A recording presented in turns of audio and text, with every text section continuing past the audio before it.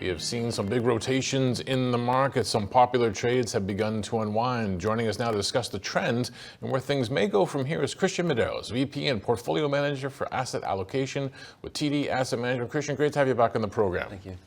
It's been a pretty interesting month considering sometimes summer are the slow days, but the tech trade worked for so long. We saw some pullback, but money moving in other areas. What's actually going on here? Super fascinating rotation we've seen in the markets. So leading into the halfway point of the year, we had tech really outperforming. The NASDAQ was up maybe 21% leading into that halfway point.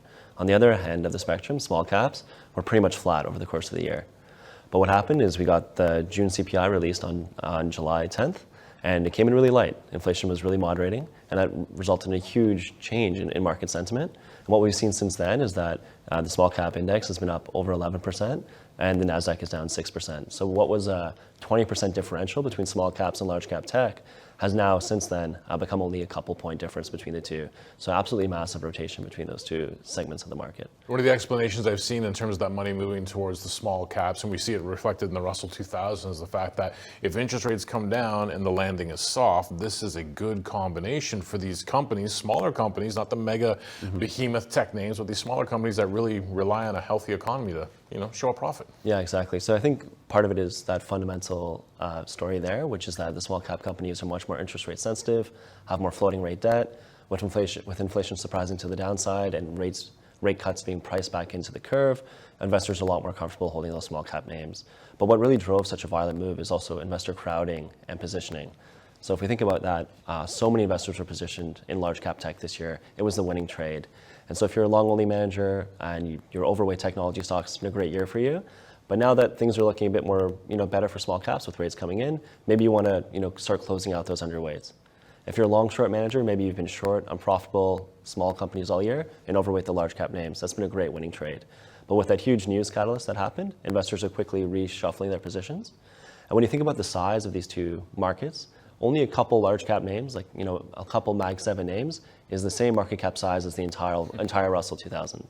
So if people start to move slowly into small caps from large caps, that results in a huge scrambling for the exits, and that can really push share prices in aggressive directions. And so that fundamental underpinning of more rates cuts being priced, plus investor crowding in large cap names and a rush to the exits is really what pushed that rotation and what we've seen with the huge small cap returns so far in July. All right, those macro trades, we were talking about AI, but there when we're talking about the big tech names, you're also noticing the yen as well and some unwinding in these trades. Walk me through that. It sounds pretty interesting. Exactly. So we've seen this play out across a lot of first half winners.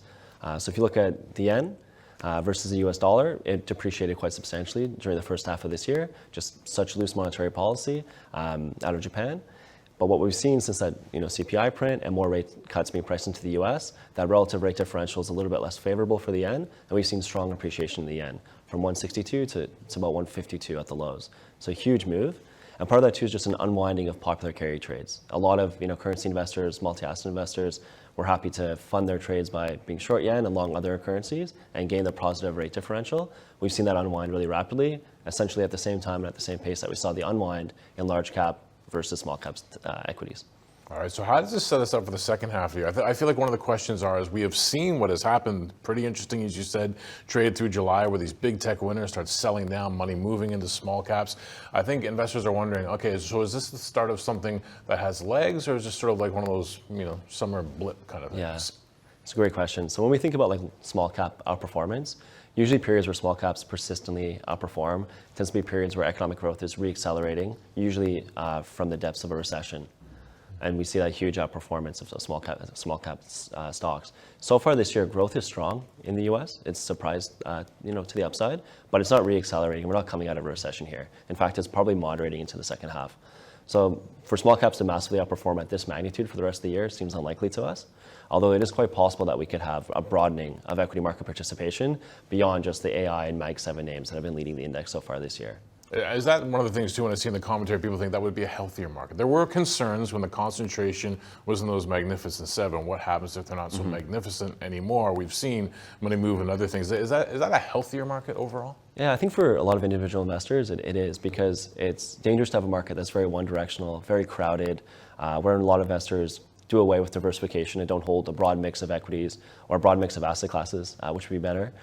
So for investors, I think it's a good wake-up call that you do need a broader allocation to different sectors of the market, broader allocation to different asset classes. And throughout this whole period, S&P 500 is only down maybe 2% at the most. But for someone who had a balanced portfolio, you're still up 1% and change. So it does speak to having a more diversified approach in your approach to markets, and everyone can't just be crowded into one trade. So I think it's a good wake-up call to favor diversification. Not only has it been an interesting summer so far in terms of what we've seen in market rotation, interesting politically south of the border. We've had some big shakeups in U.S. politics. And of course, as we get through the summer and head into the fall, we have a November vote. What do we need to be mindful of? How much volatility might we see heading towards November? Yeah, exactly. There's a lot to be mindful of. I think what we've seen so far in volatility, it's been extreme lows for most of the year. First half of the year, it's been around 12 on the VIX, and it's spiked up to the high teens, which is pretty average historically, but a fairly big jump. I would say going into November, especially now that the election is more competitive, with Harris doing better in the polls than Biden did, investors are going to be weighing the pros and cons of each. They're going to be weighing the different electoral outcomes that might be possible on November 5th. And so we've seen a lot of very big events happen in U.S. politics over the last month. More will happen. The polls will shift. And so investors are going to be weighing the different policy options as we go into November. So I think volatility probably remains elevated, but not catastrophically so. And I think the positive aspect to all this too is that now that we have a more competitive election, there's a better chance that neither candidate will sweep. And if neither candidate can sweep the legislature, they have some constraints on their power.